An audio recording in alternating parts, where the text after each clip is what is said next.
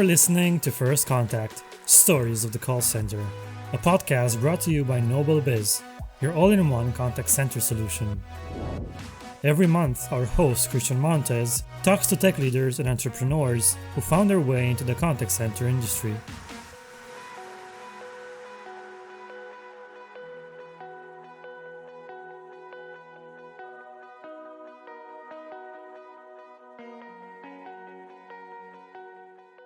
Hey everyone, welcome to another episode of First Contact Stories of the Call Center. Today we're excited to have with us a true pioneer in the customer communications industry, Chris Robinson.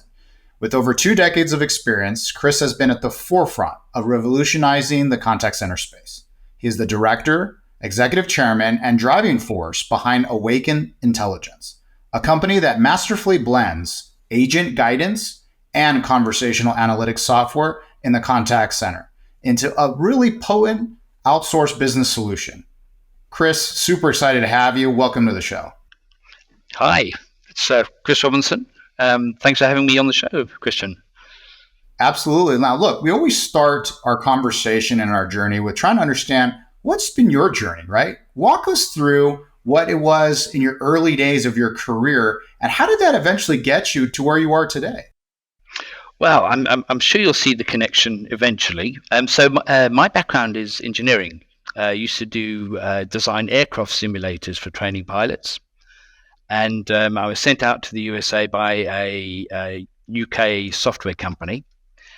Got there, realized how much work there was to do, wrote a business plan. A year later, I had 22 engineers working for me all over the world. So lots of different time zones in Australia, Sweden, East Coast, West Coast, etc. And we stayed in contact with each other through a call center. You know, you would make one phone call, and it was like this big international switchboard.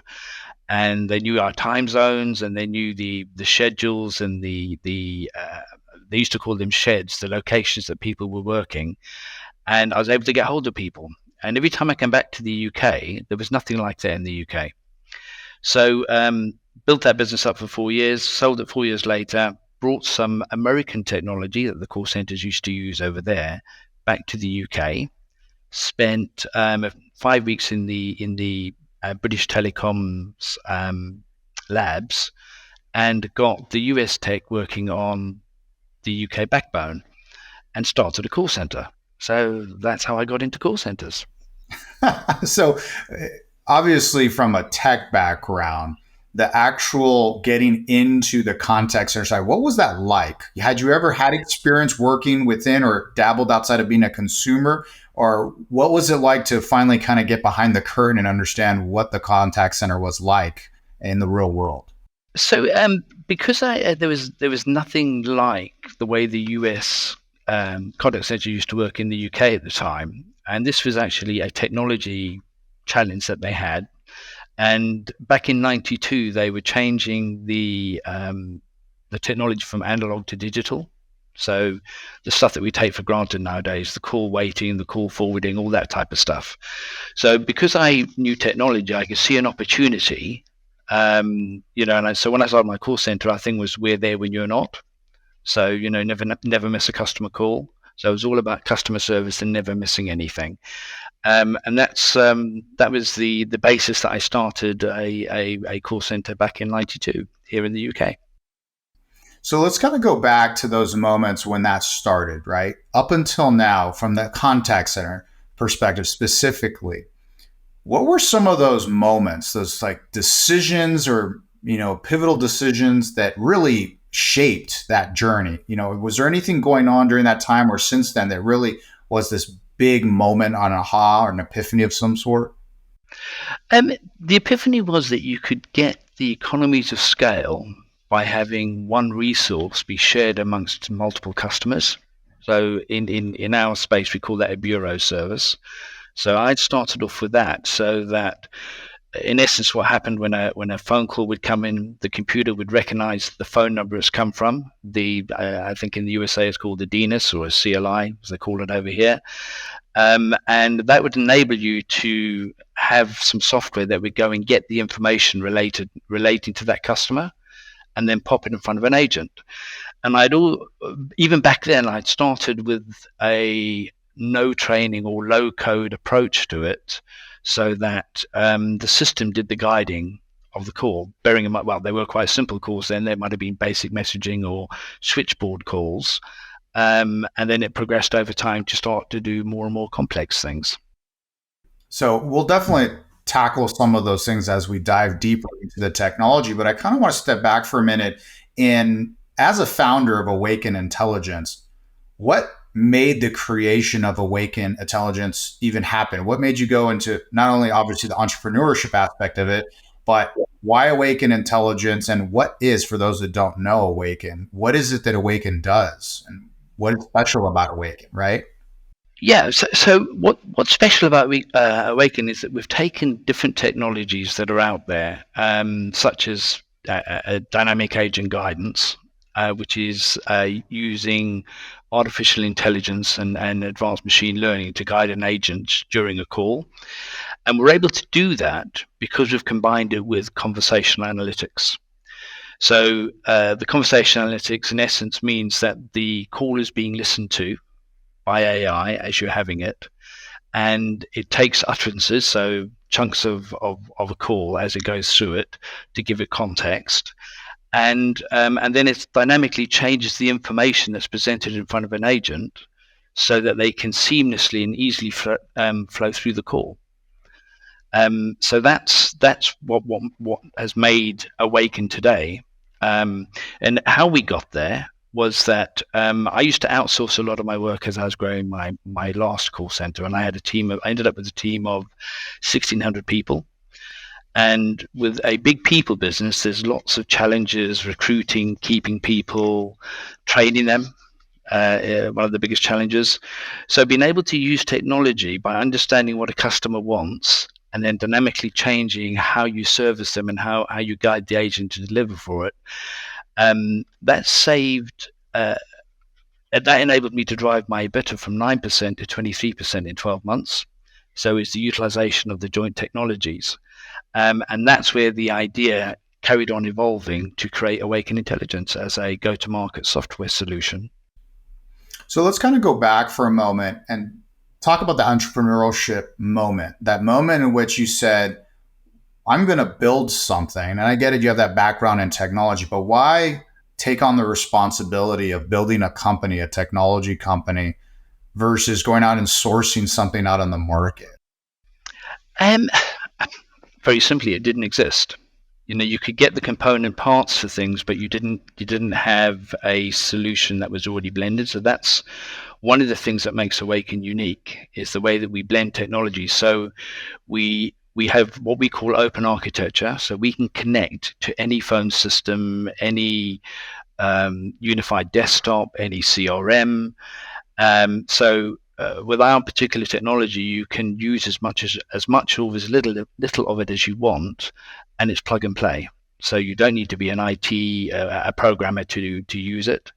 And that's one of the biggest benefits is you don't need to have lots of technology people. You just need people who understand the workflow, and that's it. And it's drag and drop, and you get it to work very quickly.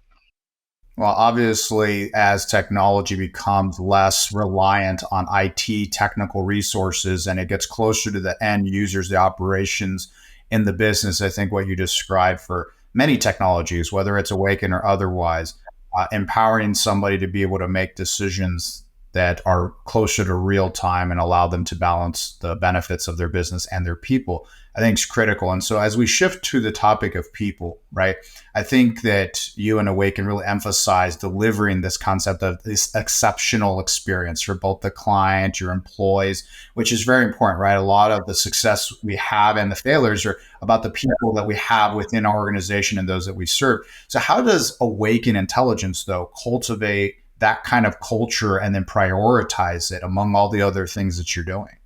Yeah, so I think, as I've already mentioned, there aren't many vendors out there who have got a open architecture, plug your own elements in, and therefore you're able to hit the ground running and start to get the benefits. The biggest benefits are empowering your entire team. So it gives the contact center leaders the information they need to need to know to understand what's going on and what levers they need to pull at that level. It gives the managers the information to know what's going on within the operation in order to make their decisions. And finally, it supports the agent because they have their fingertips on the information rather than having to go and find it all the time as they're trying to go through an interaction. So basically, I call it technology empowered people. It's been able to let people really be able to make the technology work for them in their role. So as we think about that concept, right, where, we obviously talk and we will talk about the concepts of self-service and where an agent isn't involved, but where we do have that agent, we find more and more now, those are going to be these more complex and sometimes highly emotional interactions, right? How does Awaken, or even just the concept of empowering that agent in real time, come about in a way that allows you to still have that human connection, but also help the performance without coming across like you're reading a script, or that you're not really involved in the moment with that in particular customer? So again, with the ability of being able to listen to a call as it's going on, you're able to get the tone and sentiment of the agent. So it picks up tone and sentiment as well. So how people are feeling, how a customer is feeling about dealing with the brand and the agent. It also picks up how the agent is feeling. So you've got both halves of that conversation as well.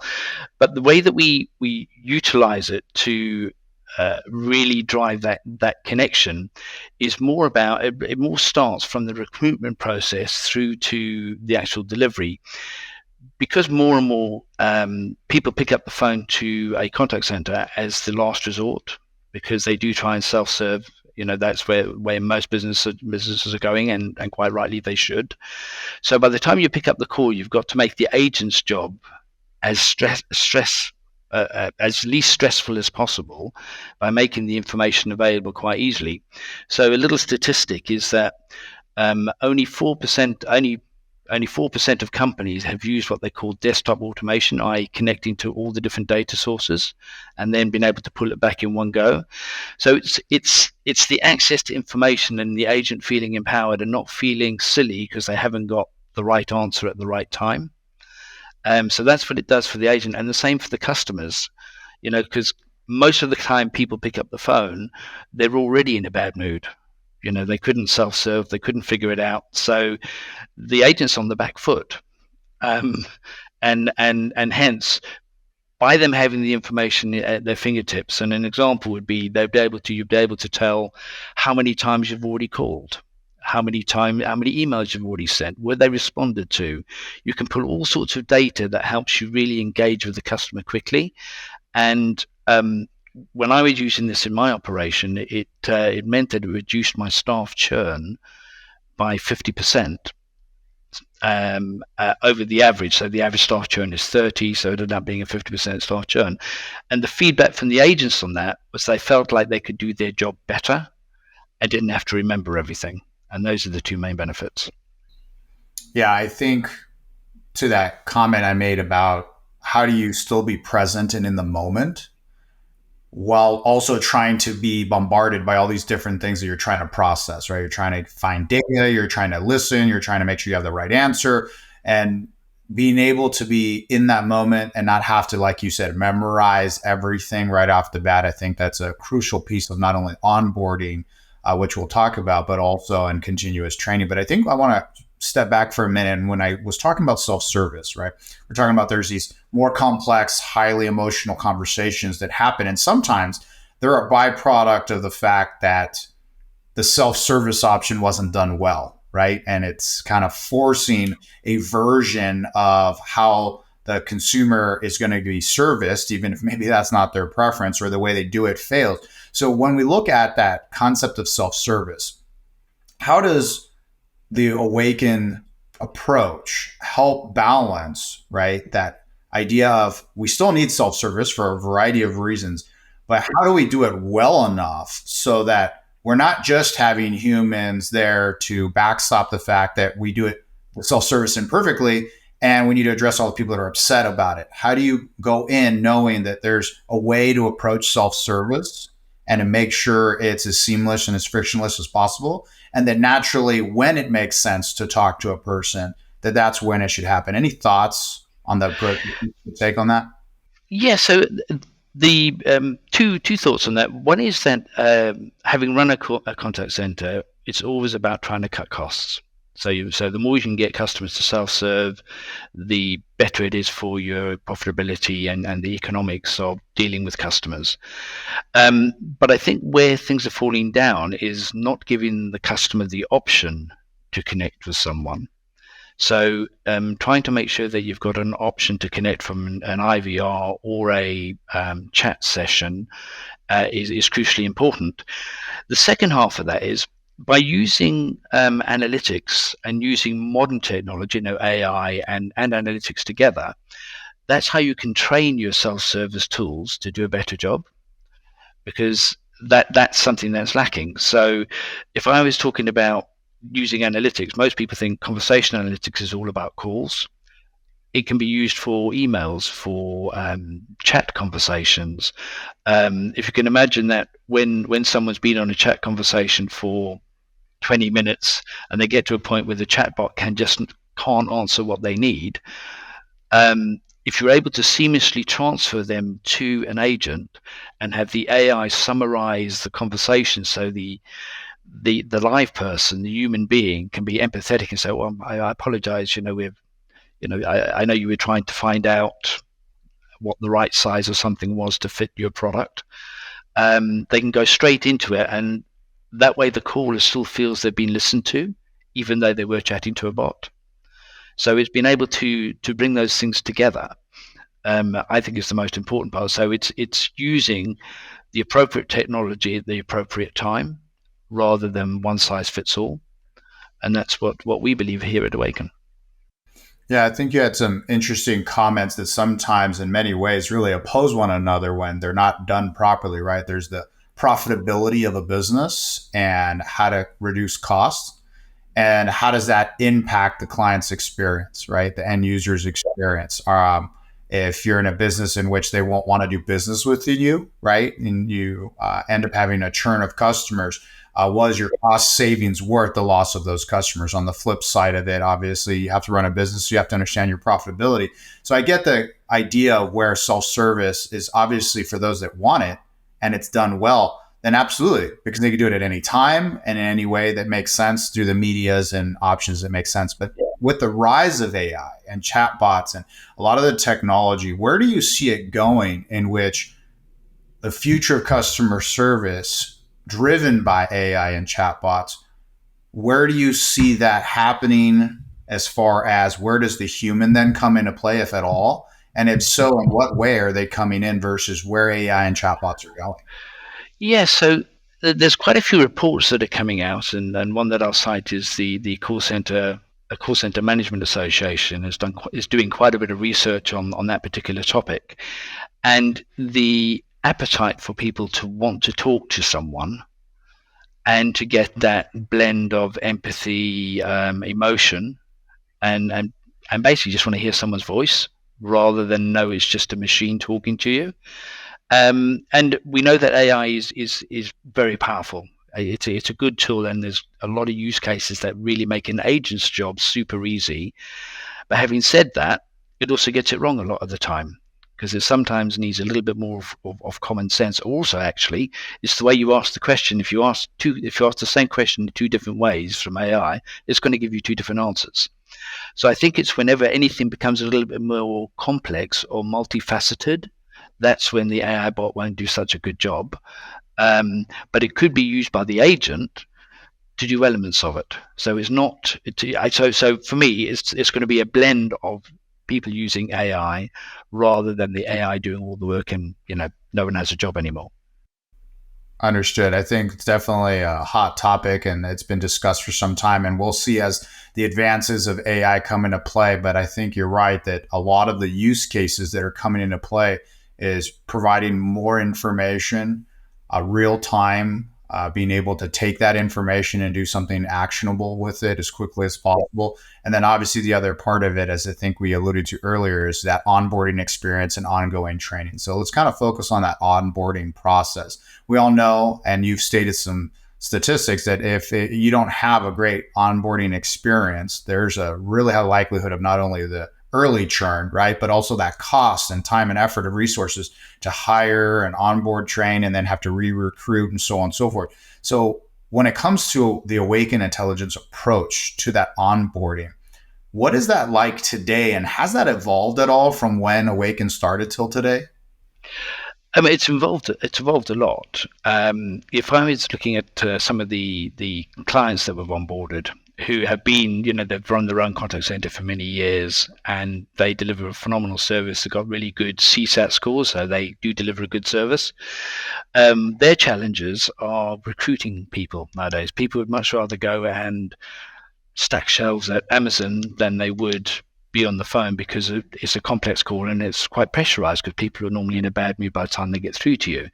So if you layer that with six weeks plus training to get someone up to speed on your processes and workflows, it's a big ask. So the benefits of using a dynamic agent guidance or an agent guidance tool is the fact that you're learning about how the tool works, not about how the process works. So you don't have to remember any of that. So that would typically reduces training time from 6 weeks to 1 week.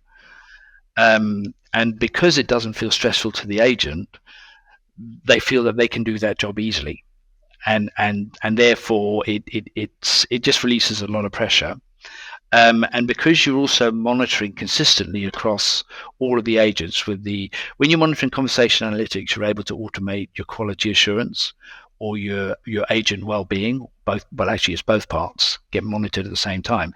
So you can actually tell when someone's not feeling good about what they're doing before it gets too late or before it gets too bad. So you can have an intervention or an approach to an agent. That's again a reason why it's a good type of technology to use to onboard agents and keep them. The other benefit is that with the work patterns or the hybrid working that we hear more and more about, you're still able to support your people in a much better way, because you've got that you're able to pick up the emotion, you're able to monitor that, so you're able to reach out and go, just checking in, want to make sure you're good, you're not in the office at the moment, how's it all going? And it opens up to a completely different way of working that companies may or may not have adopted as yet. Yeah, and I think you're right when it comes to the onboarding experience. Time is one of those finite resources we never get back, and to be able to find ways to not only reduce costs, but also improve performance and reduce the likelihood of churn because you have a better experience for the agent, then I think ultimately it's a win-win for everybody. And obviously the learning isn't just that moment at the beginning, right? I think many of us are all going to agree that the continuous learning is going to be vital for you to be able to not only grow and be successful, but that cross-pollination of best practices among those that can do really well. How do you get that out to the masses, adopted easily and quickly, and then know that it's been done? So beyond that initial onboarding experience, how does Awaken really support that ongoing professional development? Yeah, so the ongoing professional development, again, comes from the analytics in that, again, feedback from agents is that it's a very fair way of doing it, because historically, and if you talk about advancements, when I had my operation, you would probably only do 10 calls a month because there were too many people and not enough. It was just a difficult thing to do well. So you would randomly select calls, and quite often the agent would feel that, actually I was having a bad day on that call, and that's not fair. So by analyzing all the calls, you're able to get a much more even feedback for an agent, and it also then spots whether it was just a bad call as in it was a random call that didn't go well, or whether it was a training requirement, which means that they feel like they're getting the right training at the right time for the right problem. So, because that's what it's able to show you is the training gaps analysis by doing the automated quality assurance. So that's one of the things that agents really like about it. And in most contact centers, they also have a skill-based revenue process where once you can do certain types of accounts, they give you more complex ones and so on. And that is just crystal clear how that works. It can also happen. It turns it into a meritocracy instead of you have to work for us for 6 months or 12 months or whatever it is in order to get promoted. You're able to do it based on data, based on the same data that everybody else gets measured with. So very even measuring stick. This is James. James is a contact center manager with a passion for philosophy and hiking. As a kid, he made a promise to himself that he would always follow his passion. Today, he ponders on the thought that this promise is probably the best decision he ever made. Today, James loves his job just as much as he loves hiking. So much that he sometimes brings the scent of fresh pine and the tranquility of the mountain streams back to the office with him. With Nobel Biz as his company's provider, James found the necessary peace of mind to finally bridge the gap between his passion and his work. By choosing to partner with the promise-keeping voice and software provider of the industry, contact center technical issues, downtime, and poor customer experience are now a thing of the past. In an industry ruled by uncertainty, Nobel Biz combines balanced pricing with the highest quality, topped off with outstanding support. But above all, Nobel Biz delivers peace of mind to contact center managers and owners. And for the first time, James hit that sweet spot of focus and confidence that is allowing him to take his business to new heights of profitability and success. After all, you know what they say, promises are the uniquely human way of ordering the future. Nobel Biz, the promise keepers of the industry.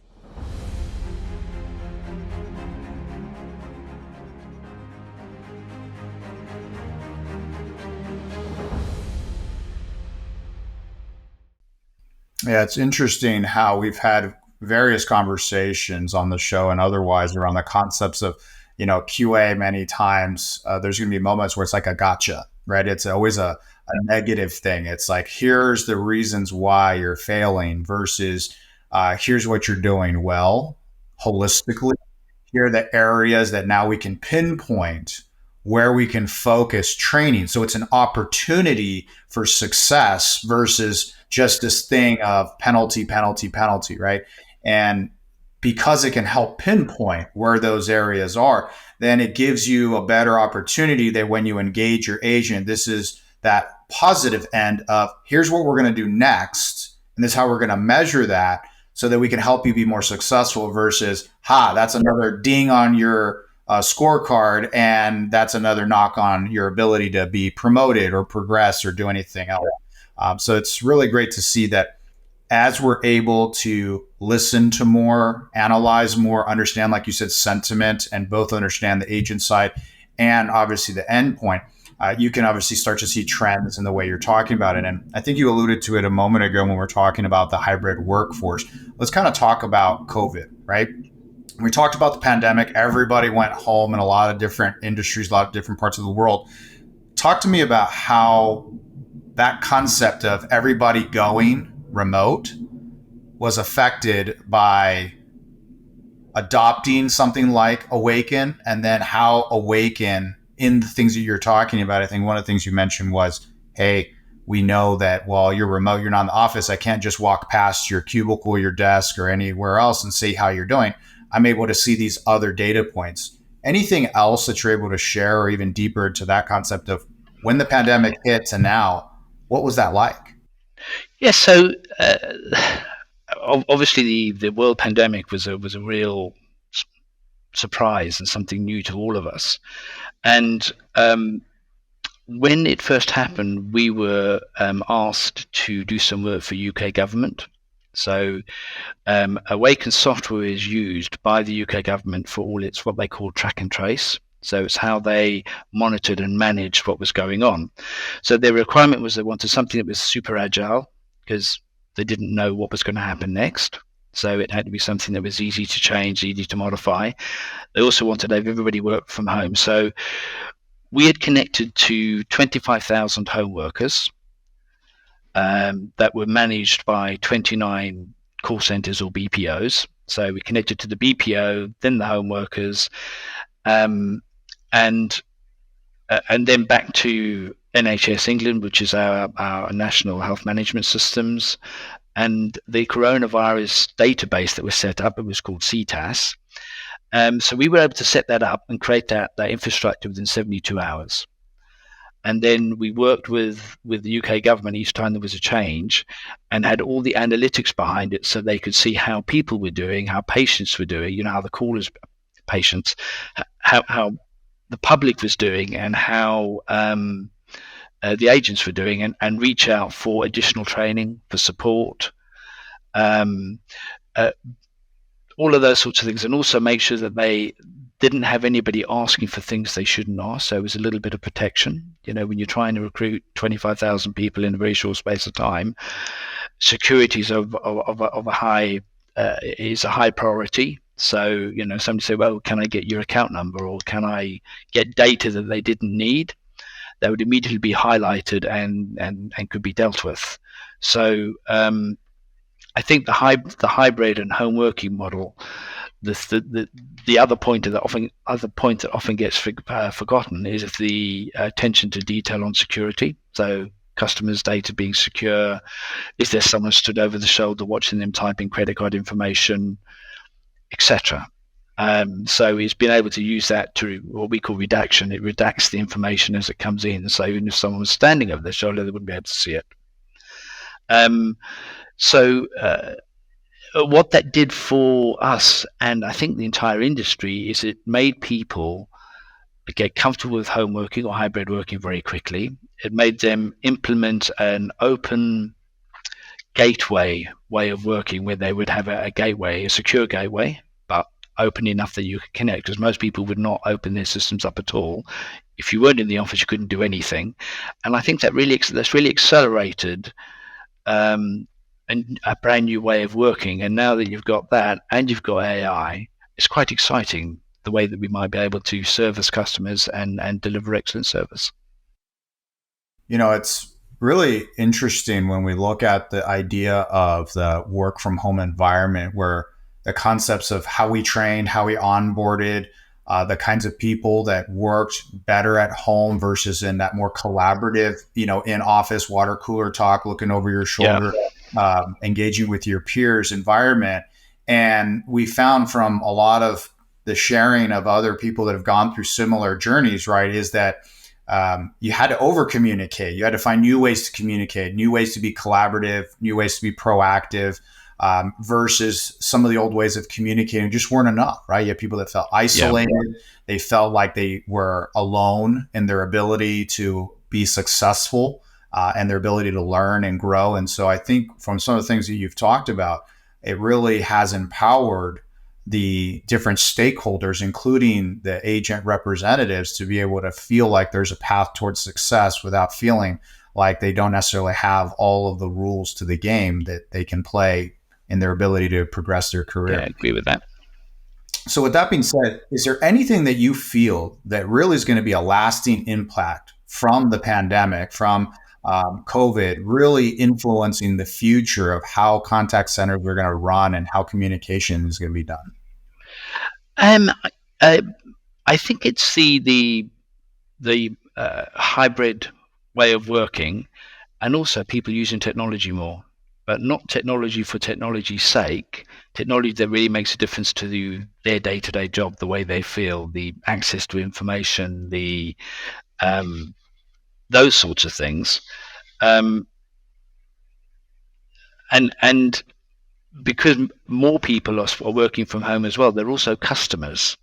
They're consumers, they're customers, and all of us need human contact. So being able to talk to someone is better than talking to a bot. Being able to see someone on a Zoom call is better than just a phone call, and so it's trying to layer with as much communication as you can, but having the freedom to have I suppose, a slightly different work-life balance. You're not sat in the car for 2 hours each way to get to work and back from time to time. And I think it's the ability to do a fantastic job with more flexibility. It's the biggest change I see. Makes sense. And I think one of the items when it comes to what you said earlier about there's going to be many contact centers that are cost driven, right? They're going to be making decisions because they want to save money, be more profitable. And sometimes it takes money, right? Investments into maybe technical debt or other things where you have to spend some money, and then the savings, the ROI, right, is worth it. So when it comes to the Awaken product set, and when you go out into the market and someone says, it's another shiny object, this is another thing, I heard all the cool stuff it can do and all these things, but that's more money I have to spend. What kind of calls or interactions do you see people getting the best ROI? Is it every single call under the sun, every interaction possible? Or are there certain types of interactions that you're finding where people say, if this is the kind of business you're in, this is the way you measure success, you're going to be able to see the biggest ROIs here? Yeah, so complex interactions are one of the biggest places you see ROIs, as well as compliance requirements. There are certain businesses that have quite stringent requirements, treating customers fairly. I don't know if you use the same language in the USA, but debt collection would be a good one. If people have got debt collection, they have to do it in a certain way, and they have to treat customers respectfully, etc. Otherwise, they're in breach and they end up with fines. Other compliance requirements are to do with banking or finance. So those are the sorts of things that people normally need to talk to each other, and the machine's not quite good enough. Understood. Well, look, I want to shift now from the Awaken side and kind of go a little bit personal, if that's okay with you, Chris. I really want to be able to talk about outside of the professional side, right? Do you have hobbies, activities? What are you passionate about? What are you doing outside of the work environment? I love being on the water. So whether it's paddleboarding or sailing or something like that, absolutely love it. So so I love the outdoors, love nature, love being around people. So I love cooking, and then I've got a major passion for anything with an engine. Motorbikes, cars. I'm a private pilot, so I fly helicopters. So my passions are anything with an engine. So I suppose that's why I got into electromechanical engineering way back when, is because I love to see how things work and get them to work, and then get to play with them. Well, I'd say that it doesn't sound like you do very much outside of work. So with that said, though, I think most of us, right, that are passionate about the purpose that we have every day. Yeah. Right? Each of us have our purpose. How do you find a balance, though? How do you decide when to prioritize these things that you just described, right? Motors, outdoors, people, paddleboarding, and the purpose of the business? So contact centers are a people business. So because I care, I love people. I think it works quite well for blending. Is it a blend or is it a balance? I mean, people often talk about work-life blend. I'm not sure there is a blend, but there is a balance. Sometimes you need to do more work compared to other times, but it's having the ability to do both. So I suppose I've really combined mine together. So a lot of the people we work with are interested in similar things, and spending time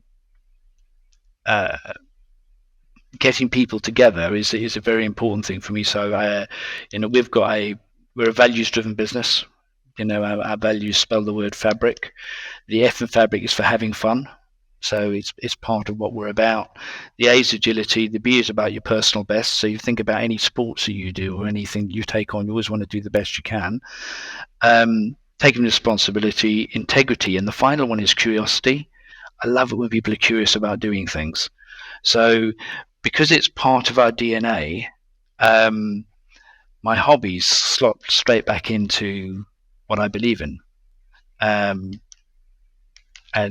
so it doesn't feel like I'm working when I get to do all of these things together.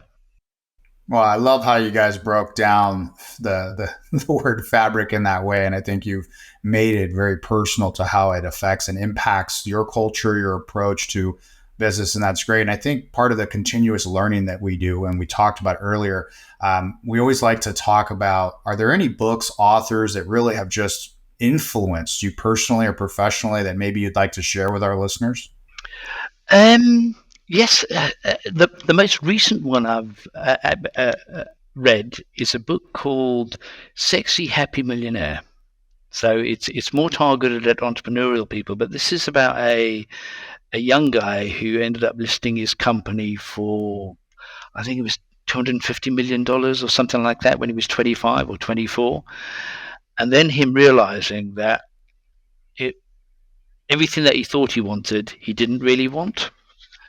And that there's a different approach to it. So, the theory that people that are on their phones all the time and trying to be like the Kardashians, for example, it's not healthy for the people that are following it to that extent. And he just has a really interesting approach to the younger generation, and I found that fascinating, and it also helped me think about how I approach business and how I need to almost modernize a little bit more, and how you engage your community and how you engage and engage people around you.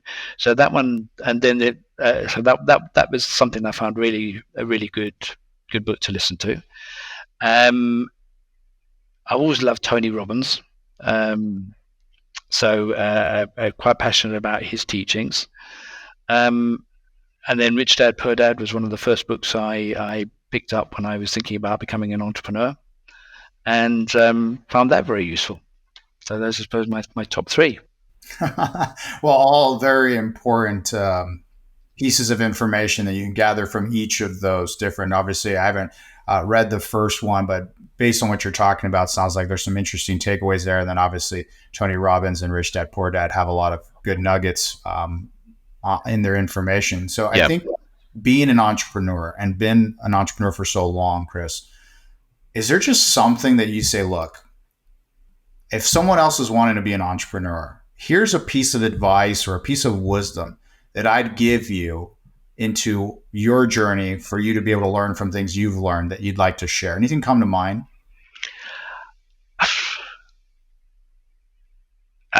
I suppose it's back to it. Do the best that you can every day. Let people know you care, and do the right thing. And what does that mean to me? It's back to my values, and don't get stopped. Is the final one that I would say, because it's very easy to give up on an idea or a dream because, I don't know, most of us, when we're talking about an idea, we may be talking to the wrong person. So it's basically continue talking about your idea, continue thinking about it, and continue exploring it. So it is about don't give up, don't get stopped. It's the biggest one. Awesome. So look, Chris, it's been a great conversation. I know there's going to be people from our audience. They're going to say, I want to connect with you, or I want to learn more about Awaken. What's the best way for them to do that? Obviously, we've got our website, which is awaken.io. If they're interested in what we're doing company-wise. But yeah, if somebody wants to send me an email, connect through chris@awaken.io. Yeah, feel free. Be nice to connect with people. Very good. Now, look, thanks everyone for tuning in to another episode of First Contact Stories of the Call Center. We hope that you enjoyed today's conversation with Chris and got some valuable insights and an interesting perspective, right, from the technology side. So thanks again for listening. And remember, Knowledge is power, so keep sharing and growing.